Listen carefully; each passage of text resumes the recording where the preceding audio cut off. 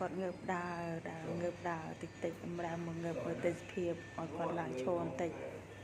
មកគាត់កេងរហូតឲ្យឡោកនំរកនំគាត់ធ្វើការឡើងវិញគ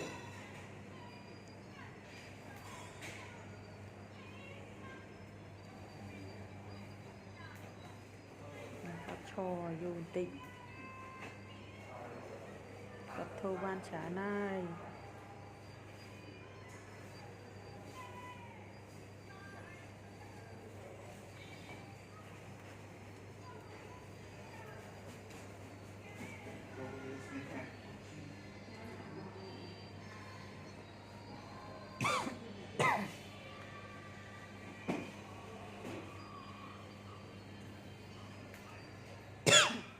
ឈរចិត្តបាខ្លះមកគាត់នៅឆ្ងាយ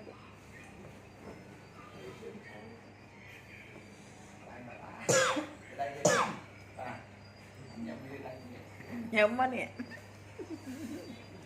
អ្នកជំងឺមុខស្រស់វិញហើយបងប្អូនបងប្អូនទាំងអស់គ្នាជប់អារម្មណ៍ទៀតទៅនេះមើលគាត់ញ៉ាំស្រស់វិញហើយតបន្តិចហ្នឹងឃើញគាត់បើកឡានទៅមកវិញដូចដើមឡើយហើយ